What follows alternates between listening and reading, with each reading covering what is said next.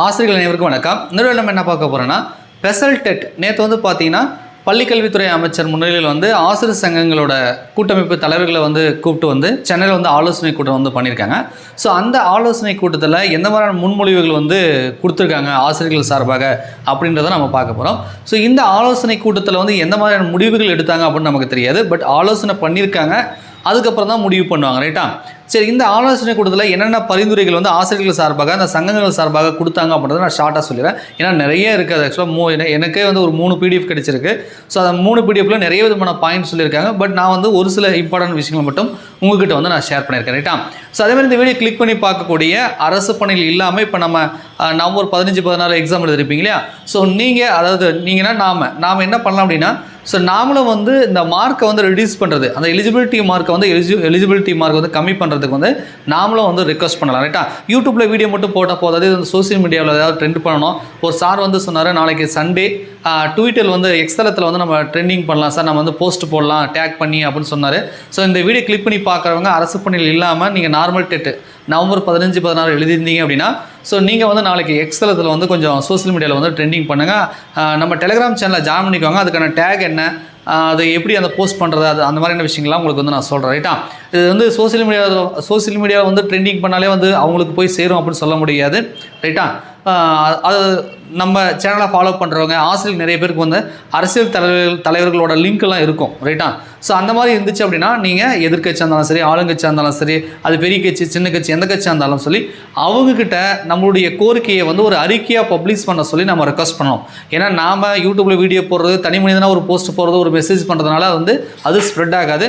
ஆனால் ஒரு அரசியல் தலைவர்கள் வந்து ஒரு அறிக்கை கொடுக்குறாங்க, ஒரு கோரிக்கை வைக்கிறாங்கன்னா அது எல்லா டிவி சேனல்லையும் பத்திரிகை செய்தியிலும் வந்து போடுவாங்க. அப்போ வந்து ஆளுகின்ற அரசுக்கு வந்து கண்டிப்பாக அது வந்து போய் சேரும், ரைட்டா? அதே மாதிரி இப்போ நேற்று ஆலோசனை கூட்டத்தில் வந்து மார்க் கம்மி பண்ண சொல்லியிருக்காங்க. ஆனால் வந்து அது ஸ்பெஷல் டெட்டுக்கு மட்டும் சொன்னாங்களா இல்லை பொதுவாக சொன்னாங்களா அப்படின்றது தெரியல. ஸோ அதை வந்து நம்ம வந்து ஃபைனலாக அரசு முடிவெடுக்கும் போது தான் தெரியும், ரைட்டா? ஸோ அதனால் இப்போதைக்கு அதை நம்ம சொல்ல முடியாது. இதை வந்து நம்ம நேற்று வந்து ஆலோசனை கூட்டத்தில் முன்மொழிஞ்சாங்கன்னு சொன்னாலே அதை ரெண்டாக நம்ம பிரிச்சுக்கலாம். 2 விதமாக இருக்குது. ஒவ்வொருத்தரும் ஒவ்வொரு சங்கங்களும் ஒவ்வொரு விதமான கோரிக்கைகள் வச்சுருக்காங்க. அதில் வந்து வேண்டாம் அப்படின்ற மாதிரியான சில கோரிக்கைகள் இருக்குது. ஏன் வந்து ஸ்பெஷல் டெட்டை வேண்டான்னு சொல்கிறாங்க அப்படின்னா, அவங்க சொல்லக்கூடிய காரணம் என்னென்னா, அதாவது கல்வி உரிமை சட்டம் அது இருக்கு இல்லையா, அது வரதுக்கு முன்னாடி நமக்கு என்சிடி ரூட்டில் என்ன இருக்குன்னா, அதுக்கு முன்னாடி அரசு பணியில் ஆசிரியராக ஜாயின் பண்ணவங்களுக்கு இந்த டெட்டு வந்து கட்டாயம் இல்லை அப்படின்றது தெளிவுபடுத்தியிருக்காங்க, சொல்லியிருக்காங்க. அதை மீறி அதை சரியாக பார்க்காம அது சரியாக இது பண்ணாமல் தான் வந்து உச்சநீதிமன்ற தீர்ப்பு கொடுத்துருக்கு. அதை நம்ம சுட்டி காட்டி நம்ம நியாயத்தை வந்து நம்ம வந்து வாங்குவோம், அந்த சட்டத்தை வந்து இது பண்ணி நம்ம தீர்ப்பு வாங்குவோம். ஏன்னா ரிவ்யூ பெட்டிஷன் போட்டிருக்காங்க. ஸோ ரிவ்யூ பெட்டிஷனுக்கான தீர்ப்பு இன்னும் எதுவும் வரல. ஸோ அந்த ரிவ்யூ பெட்டிஷனுக்கான தீர்ப்பு வரட்டும், நம்ம அதை சுட்டி காட்டி வந்து நம்ம இதை டெட்டு வேண்டாம் அப்படின்ற மாதிரி நம்ம கேட்போம் அந்த சட்டத்தை காட்டி அப்படின்னு சொல்லி சொல்கிறாங்க. அதனால் இப்போதைக்கு ஸ்பெஷல் டெட்டு நோட்டிஃபிகேஷன் வந்து வேண்டாம், எக்ஸாம் வைக்காதீங்க அப்படின்ற மாதிரி ஒரு காரணம் சொல்லியிருக்காங்க. ஒன்று, ரைட்டா? ரெண்டாவது வந்து 2 வருடம் நமக்கு டைம் கொடுத்துருக்காங்க. ஸோ 2 வருடத்தில் நம்ம சட்ட போராட்டம் பண்ணலாம். ஏன் அவசரமாக ஸ்பெஷல் டெட் வைக்கிறதுக்கு உடனே நோட்டிஃபிகேஷன் கொடுக்குறீங்க அப்படின்ற மாதிரி சொல்கிறாங்க. ஸோ அதனால் 2 வருடம் நமக்கு டைம் இருக்குது. அதுக்குள்ளே நம்ம அந்த ரிவ்யூ பெட்டிஷனுக்கு தீர்ப்பு வரும், வெயிட் பண்ணலாம். ஏன் அவசரப்படுறீங்க? 2 வருஷம் டைம் இருக்குது. அதுக்குள்ளே நம்ம வந்து நம்ம உரிமையை வந்து நம்ம வந்து மீட்டெடுப்போம். அதனால் கொஞ்சம் பொறுமுங்க, ஸ்பெஷல் டெட் டக்குன்னு வச்சிடாதீங்கன்ற மாதிரியும் சொல்கிறாங்க. சட்ட திருத்தம் ஒருவேளை புதுசாக ஏதாவது இந்த சட்ட திருத்தங்கள் பண்ணி இந்த ஸ்பெஷல் டெட் வேண்டாம், ஏற்கனவே பணியில் கல்வி உரிமை சட்டம் வருவதற்கு முன்பாக இருக்கிறவங்களுக்கு வந்து இந்த ஸ்பெஷல் டெட் வந்து வேண்டாம் அப்படின்ற மாதிரி ஏதாவது சட்ட திருத்தங்கள் பண்ண முடியுமா அப்படின்றத பார்க்கும். ஸோ அதுக்கு வந்து நம்ம மத்திய அரசாங்கத்துக்கிட்ட வலியுறுத்துவோம், ஒரு சில திருத்தங்கள் பண்ணுங்க. ஏன்னா மோஸ்ட்லி கோர்ட் நீதிமன்றங்கள் எதை ஃபாலோ பண்ணுறாங்க, சட்டத்தை ஃபாலோ பண்ணுறாங்க. அந்த சட்டத்திலே நம்ம சில திருத்தங்கள் பண்ணிட்டோம்னா அது வந்து சரி பண்ணிக்கலாம். ஸோ அதனால் மத்திய அரசுக்கிட்ட நம்ம வந்து முறையிடுவோம், மத்திய கல்வித்துறை அமைச்சர்கிட்ட போய் நம்ம பேசுவோம் அப்படின்ற மாதிரிலாம் வந்து ஆலோசனை வந்து கொடுத்துருக்காங்க, பரிந்துரைகளில் கொடுத்துருக்காங்க. அது மாதிரி என்னென்னா, தேர்தல் வருவதால் வந்து தேர்வு வைப்பதில் சிக்கல். ஸோ தேர்தல் வந்துச்சு அப்படின்னா ஆசிரியர்கள் வந்து தேர்தல் பணியில் ஈடுபடுவாங்க. ஸோ இப்போ நோட்டிஃபிகேஷன் கொடுத்தாங்கன்னா ஜனவரியில் வைக்கலாம். ஆனால் அதுக்கப்புறம் இன்னொரு நோட்டிஃபிகேஷன் தரேன்னு சொல்கிறாங்க இல்லையா, அந்த நோட்டிஃபிகேஷன் கொடுத்தாங்கன்னா அப்போ எப்படி எக்ஸாம் படிப்பாங்க, எப்படி வந்து தேர்தல் பணிகளை எப்படி பார்ப்பாங்க, இதுக்கு எப்படி படிப்பாங்க, பசங்களோட எஜுகேஷன் என்ன வருதுன்னு சொல்லி நிறைய சிக்கல் இருக்குது. ஸோ இதெல்லாம் நம்ம சொல்லி வந்து நம்ம வந்து இந்த டெட்டிலேருந்து விலக்கு கேட்போம். இல்லை அந்த டைம் வந்து இன்னும் டூரேஷன், அந்த 2 இயர்ஸ் டைம் கொடுத்தாங்க இல்லையா உச்சநீதிமன்றம், அது இன்னும் 5 இயர்ஸோ 10 இயர்ஸோ கூட நம்ம கேட்கலாம். எலெக்ஷன் வருது, எங்களால் செய்ய முடியாது, இப்போ எஸ்ஐஆர் பணிகள்லாம் செய்கிறோம், அதனால் வந்து எங்களால் சரியாக வந்து அதாவது படிக்க முடியாதுன்றதை தாண்டி அரசால் வந்து எக்ஸாம் கண்டக்ட் பண்ண முடியாது அப்படின்னு சொல்லுவோம். எலெக்ஷன் பண்ணியிருக்கு இந்த மாதிரிலாம் இருக்கிறதுனால எங்களால் வந்து டெட் எக்ஸாம் வந்து நோட்டிஃபிகேஷன் கொடுக்க முடியாது, அதனால் எங்களுக்கு டைம் வேணும் அப்படின்ற மாதிரி நம்ம டைம் வந்து இன்னும் கேட்போம், அதாவது குறிப்பாக சொல்லணும் இழுத்தடிக்கலாம் அப்படின்ற மாதிரி, ரைட்டா? ஸோ டைம் வந்து கூடுதலாக கேட்போம் அப்படின்ற மாதிரி வந்து சொல்கிறாங்க.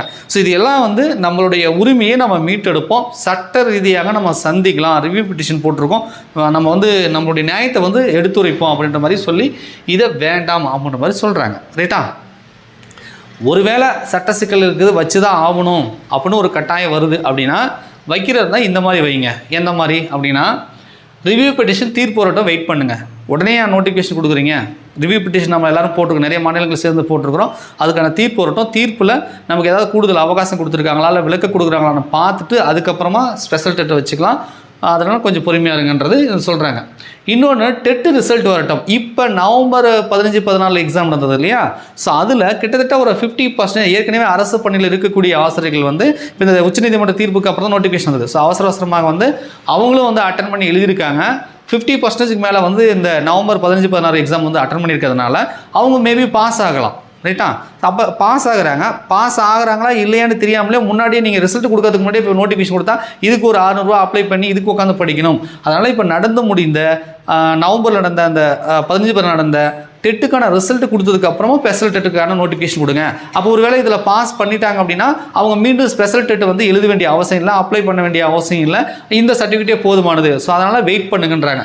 ஸோ அதனால் ரிசல்ட் வந்ததுக்கு அப்புறமாச்சு நீங்கள் அந்த ஸ்பெஷல் டெட்டை வைங்க, ரிசல்ட் கொடுக்கறதுக்கு முன்னாடி அவசரமாக நோட்டிஃபிகேஷன் வந்து கொடுக்காதீங்கன்னு சொல்கிறாங்க. அடுத்தது வந்து மார்க், இது எல்லாருக்கும் தெரிஞ்ச விஷயம் தான். அந்த 55% 50% பண்ணுங்கள். அதாவது உங்களுக்கு நமக்கு புரியுற மாதிரி சொன்னால் 82 மார்க் என்பதை 75 மார்க்கை குறைங்க அப்படின்னு சொல்கிறாங்க. இன்னும் சில சங்கங்கள் வந்து 60 மார்க்குன்னு பண்ணி கொடுங்க, 75 பதிலாக 60 மார்க்குன்னு பண்ணுங்கள். ஏன்னா மற்ற ஸ்டேட்டில் ஒரு 4-5 ஸ்டேட்டை குறிப்பிட்டு ஒரு டேபிள் போட்டு இந்த ஸ்டேட்டில் இவ்வளோ பண்ணியிருக்காங்க, அந்த ஸ்டேட்டில் அவ்வளோ பண்ணியிருக்காங்க அப்படின்னு சொல்லி ஒரு டேபிள் மாதிரி போட்டு, ஸோ மற்ற ஸ்டேட்டை கம்பேர் பண்ணும்போது நம்ம ஸ்டேட்டில் அதிகமாக இருக்குது. ஸோ அதனால் வந்து மார்க்கை வந்து 50% அது வந்து 40%ன்னு பண்ணுங்கள், அந்த மாதிரி பண்ணிவிட்டு கொடுங்கன்றாங்க. அது எஸ்சி, எஸ்டி, எஸ்சிஏ மாற்றுத்திறனாளிகளாக இன்னும் வந்து 40% அது மாதிரி. இப்போ எஸ்டிக்கு ஒரு முறை சலுகை கொடுத்தாங்களே 60, அந்த மாதிரி வந்து கொடுங்க அப்படின்றத சொல்கிறாங்க. ஏன்னா இப்போ நீங்கள் நோட்டிஃபிகேஷன் ஒன்று கொடுத்து டெலீட் பண்ணாங்களே அதில் பார்த்தீங்கன்னா உங்களுக்கு தெரியும் எஸ்டிக்குமே 82 போட்டிருக்காங்க. ஸோ ஒரு முறை சலுகை வந்து இதில் வந்து 60 கொடுத்துருக்கீங்க, ஸ்பெஷல் நோட்டிஃபிகேஷனில் 82 சொல்லியிருக்கீங்க. ஸோ அதெல்லாம் வந்து மாற்றணும் அப்படின்ற மாதிரி வந்து சொல்கிறாங்க. ஸோ வந்து மார்க்கை வந்து கம்மி பண்ண சொல்கிறாங்க. இது பொதுவாக நீங்கள் செய்தித்தாள்கள் டிவியில் கூட பார்த்தீங்கன்னா சொல்லியிருப்பாங்க, மார்க்கை வந்து கம்மி பண்ண சொல்கிறாங்க பர்சன்டேஜ் அப்படின்னு. அது வந்து இந்த ஸ்பெஷல் டெட்டுக்கு வந்து கேட்குறாங்க. இதுதான் டவுட், இவங்க ஸ்பெஷல் டெட்டுக்கு மட்டும் கேட்டாங்களா இல்லை நடந்து முடிந்த டெட்டுக்கும் கேட்டாங்களா அப்படின்றது நமக்கு தெரியல. இவங்க அரசு பணியில் இருக்கக்கூடிய ஆசிரியர்கள், ஸோ அவங்களுக்கு கேட்குறாங்க. அரசு பணியில் இல்லாமல் நாம் வந்து நமக்கான உரிமையை நம்மளும் வந்து கேட்கலாம். அதை தான் நான் சொன்னேன் ஸ்டார்டிங்கில். ஞாயிற்றுக்கிழமை நாளைக்கு வந்து சோசியல் மீடியாவில் ட்ரெண்டிங் பண்ணலாம், ரைட்டா? அதே மாதிரி அரசியல் தலைவர்களுக்கு டேக் பண்ணலாம். சோசியல் மீடியாவில் பண்ணுறதுனால மட்டுமே இது நடந்துருமான்னு தெரியாது.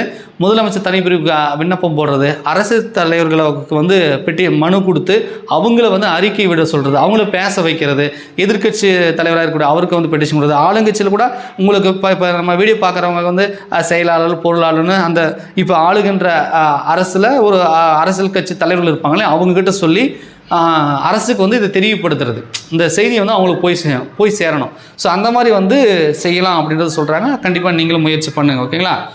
அடுத்தது வந்து என்னென்னா அந்த எம்ஃபில் பிஹெச்டி முடிச்சுட்டு ஏற்கனவே இப்போ அரசு பணியில் இருப்பாங்களே அவங்களுக்குலாம் விலக்கு கொடுக்கலாம், கூடுதல் கல்வி தகுதி இருக்குது. ஸோ அதனால் வந்து எம்ஃபில் பிஹெச்டி முடித்தவங்களுக்கு விலக்கு கொடுக்கலான்னு போட்டிருந்தாங்க. அப்புறம் இன்னொன்று கூட சொல்லியிருந்தாங்க, செட்டு, அதாவது சென்ட்ரல் கவர்மெண்ட் சிடிஇடி இருக்கு இல்லையா, அதை சில ஆசிரியர்கள் வந்து பாஸ் பண்ணியிருக்காங்க. ஸோ அதுவே போதும்ல, ஏன் டெட்டு தான் பாஸ் பண்ணணுமா, சிடிஇடி பாஸ் பண்ணியிருக்காங்கல்ல, அதை ஒரு எலிஜிபிலிட்டி அந்த சர்டிஃபிகேட்டோட செல்லுன்னு சொல்லி நம்ம அந்த ஆசிரியருக்கு வந்து விலக்கு கொடுத்துடலாம், ரைட்டா? அந்த மாதிரி வந்து கோரிக்கை வச்சுருக்காங்க. உயர்கல்வி முடித்தவங்களுக்கு விலக்கு கொடுக்குறது, செட்டு சிடிஇடி சென்ட்ரல் கவர்மெண்ட் நடத்தக்கூடிய டெட்டு சில ஆசிரியர்கள் பாஸ் பண்ணியிருக்காங்க, அவங்களுக்கும் வந்து விலக்கு கொடுத்துடலாம், மாற்றுத்திறனாளிகளுக்கு விலக்கு கொடுங்க, அந்த மாதிரி வந்து சொல்லியிருக்காங்க, ரைட்டா? இது வந்து விலக்கு கொடுக்குறது. அதேமாதிரி இந்த மாதிரி கூடுதல் தகுதி இருக்குது, ப்ளஸ் வந்து எக்ஸ்பீரியன்ஸ் இருக்குது அப்படின்னா அந்த வெயிட்டேஜ் மதிப்பெண்.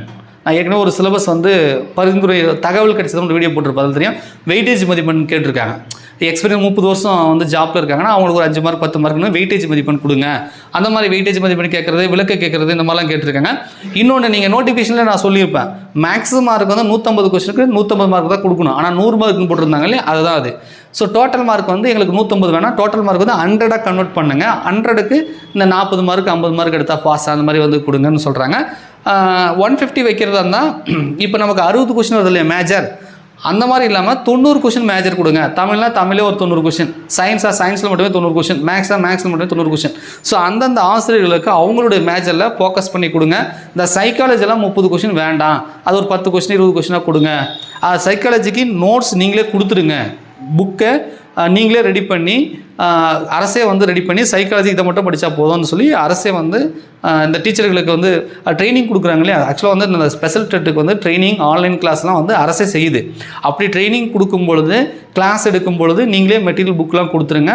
கொஷின் பேங்க் ப்ராக்டிஸ் பண்ணி பார்க்குறது, கொஷின் பேங்க்லாம் கொடுங்க அப்படின்ற மாதிரிலாம் சொல்லியிருக்காங்க. ஸோ சைக்காலஜிக்கு வந்து நோட்ஸ் கொடுத்தோம் கவர்மெண்ட்டே, கொஷின் வந்து கொஞ்சம் கம்மியாக கேட்கணும் அப்படின்ற மாதிரிலாம் சொல்கிறாங்க. மேஜர் சப்ஜெக்ட்டுக்கு இம்பார்ட்டன்ட் கொடுங்கன்றாங்க. ஸோ 100 கொஷினாக வந்து பண்ணுங்கன்ற மாதிரிலாம் கேட்குறாங்க. ரைட்டா? இன்னொன்று என்னென்னா, இது ரொம்ப ரொம்ப இம்பார்ட்டன்ட். என்னென்னா, அனைவரும் விண்ணப்பிக்க வகை செய்தல் அப்படின்னா என்னென்னா, ஏற்கனவே அரசு பணியில் இருப்பவர்கள் சில ஆசிரியர்களால் இப்போ நம்ம டெட்டுக்கு அப்ளை பண்ணால் நமக்கு வந்து குறிப்பிட்ட பர்சன்டேஜ் மதிப்பெண் வேணும்னு ஒரு கண்டிஷன் இருக்கும். அந்த பர்சன்டேஜ் இல்லை அப்படின்னா நம்மளால் அப்ளை பண்ண முடியாது. ஆனால் ஏற்கனவே பணிகளில் இருப்பவங்க அப்போ அவங்களுக்கு இருந்த ரூல்ஸ் படி அவங்க ஜாயின் பண்ணியிருப்பாங்க. ஸோ அவங்களால அந்த குறிப்பிட்ட பர்சன்டேஜ் வந்து இருக்காது. அதனால் வந்து விண்ணப்பம் செய்ய முடியாமல் இருப்பாங்க. அவங்களும் வந்து அப்ளை பண்ணுறதுக்கு வாய்ப்பு கொடுக்கணும் அப்படின்றத சொல்கிறாங்க. இது பர்சன்டேஜுக்கு மட்டும் இல்லை, டைரெக்டாக 10th முடிச்சுட்டு டீச்சர் ஜாப்பில் இருக்காங்களாம், 12th படிக்கலையாம். இது மாதிரி வந்து இப்போ இருக்கக்கூடிய டெட் நோட்டிஃபிகேஷனில் ஒரு எலிஜிபிலிட்டி கண்டிஷன் இருக்கு இல்லையா, அதை வந்து ஃபில் பண்ணாமல் சரியா அதுக்கு சாட்டிஸ்ஃபேக்ஷன் ஆகாமல் சில ஆசிரியர்கள் இருக்காங்க. அவர்களும் அப்ளை பண்ண வாய்ப்பு கொடுக்கணும். ஸோ இது வந்து எலிஜிபிலிட்டி இல்லை, அதனால் வந்து அப்ளை பண்ண முடியல அப்படின்ற மாதிரி இருக்கக்கூடாது. ஏற்கனவே ஜாப்பில் இருக்காங்க, அப்ளையே பண்ண முடியல, அவங்க எப்படி பாஸ் பண்ணாங்க? ஸோ அனைவருமே இப்போ அரசு பணியில் இருக்கக்கூடிய அனைவருமே அப்ளை பண்ணுறதுக்கு வாய்ப்பு, அதுக்கேற்ற மாதிரி அந்த அப்ளிகேஷனோட அந்த இது இருக்கணும். அப்ளை பண்ண எல்லாருக்குமே வகை செய்தல், எல்லாருக்குமே வந்து அப்ளை பண்ணணும்னு சொல்கிறாங்க. இன்னும் கூடுதலாக சொல்லணும் அப்படின்னா, கவர்மெண்ட் எய்டில் இருக்கிறவங்க பண்ணுவாங்க, ப்ரைவேட் ஸ்கூலில் இப்போ ஒர்க் பண்ணுறாங்க, ஆர்எம்சியில் ஒர்க் பண்ணுறாங்க. ஸோ இந்த மாதிரி வந்து அவங்களுமே வந்து எழுதுறதுக்கு பர்மிஷன் கொடுக்கணும் ஒரு சங்கம் வந்து கேட்டிருந்தது. ஏற்கனவே தனியார் பள்ளிகளில் ஒர்க் பண்ணக்கூடிய ஆசிரியர்களும் வந்து இந்த டெட் எழுதுறதுக்கு பர்மிஷன் கொடுக்கணுன்ற மாதிரி ஒரு சில சங்கங்கள் வந்து அதை பாயிண்ட்டாக போட்டிருந்தாங்க. ஸோ அந்த மாதிரியும் வந்து கேட்டிருக்காங்க. ஸோ இதுதான் வந்து நேற்று வந்து ஆலோசனை கூட்டத்தில் எடுக்கப்பட்ட முடிவு கிடையாது, ஆலோசனை கூட்டத்தில் பரிந்துரைத்த ஆலோசனைகள் அப்படின்ற மாதிரி நம்ம வச்சுக்கலாம். ரைட்டா? ஸோ ஓவராலாக பார்க்கும்போது நமக்கு என்ன தெரியுது அப்படின்னா, இந்த ஒட்டுமொத்த ப்ராசஸை பார்க்கும்போது என்ன தெரியுது அப்படின்னா, ஸ்பெஷல் அதாவது இந்த டெட் எக்ஸாம், அதாவது ஏற்கனவே அரசு பணியில் அரசு உதவி பெறும் பள்ளியில் ஒர்க் பண்ணக்கூடிய ஆசிரியர்களான இந்த டெட்டு நோட்டிஃபிகேஷன் என்பது ஸோ இப்போதைக்கு வர வாய்ப்புகள் இல்லை, கொஞ்சம் காலதாமதம் ஆகலாம். ஏன் அப்படின்னா, நடந்து முடிந்த டெட்டுக்கு ரிசல்ட் கொடுத்ததுக்கப்புறம் கொடுன்னு சொல்கிறாங்க, இல்லை சட்ட போராட்டம் பண்ணலாம், ரிவ்யூ பெட்டிஷனுக்கு தீர்ப்பு வரட்டும், அப்புறமா வந்து எக்ஸாம் வச்சுக்கலான்ற மாதிரி சொல்கிறாங்க. ரைட்டா? ஸோ அதனால் இப்போதைக்கு வந்து நமக்கு நோட்டிஃபிகேஷன் வர மாதிரி தெரியல.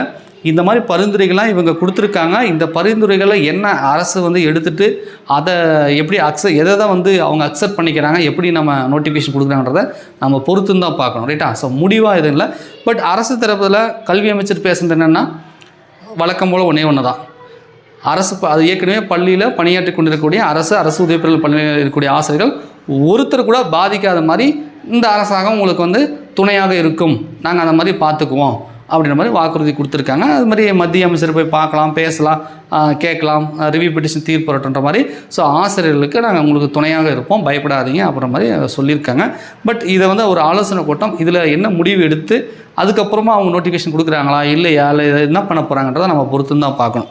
ஸோ நவம்பர் 15-16 டெட் நோட்டிஃபிகேஷன், அரசு பணியில் இல்லாமல் ப்ரைவேட் ஸ்கூல் ஒர்க் பண்ணுறீங்க இல்லை அது மாதிரி நீங்கள் படிக்கிறீங்க அப்படின்னா ஸோ நாமளும் கோரிக்கை வைக்கலாம். ரைட்டா? ஸோ இந்த அரசு பணியில் இருப்பவர்கள்கிட்ட நம்ம சண்டை போகிறத விட்டுட்டு அவங்களுக்கான உரிமையை கேட்குறாங்க, நாம் நமக்கான உரிமையை தான் கேட்கணும். ரைட்டா? புரியுதுங்களா சொல்கிறது? அதாவது ஏற்கனவே அரசு உதவி பெறும் பள்ளிகளில் ஒர்க் பண்ணக்கூடிய கவர்மெண்ட் டீச்சர் வந்து அவங்களுக்கான உரிமைகளை அவங்க அரசுக்கிட்ட கேட்குறாங்க.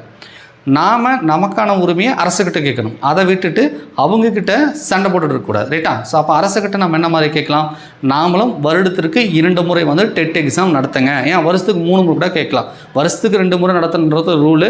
ஆனால் நிறைய வருடங்கள் நடத்தாமல் இருக்காங்க. ஸோ அதனால் ஒன்று எங்களுக்கும் சேர்த்து நடத்துங்க அப்படின்னு சொல்லி கேட்கலாம். குறைந்தபட்சம் வருடத்திற்கு 2 முறை டெட் நடத்துங்கன்னு கேட்கலாம். அது நமக்கு ரைட்ஸ் இருக்குது. ஒன்று. ரெண்டாவது வந்து மற்ற மாநிலங்களை ஒப்பிடும் பொழுது நமக்கும் வந்து மார்க் வந்து நான் சொன்னேன் இல்லையா, 82க்கு பதிலாக 75 வைக்கலாம். ஜென்ரலுக்கு 90க்கு பதிலாக அவங்களுக்கு வேணால் 80, 82 கொடுக்கலாம். எஸ்சி எஸ்டிக்கெலாம் இப்போ எஸ்டிக்கு 1 முறை 60 கொடுத்துருக்காங்க.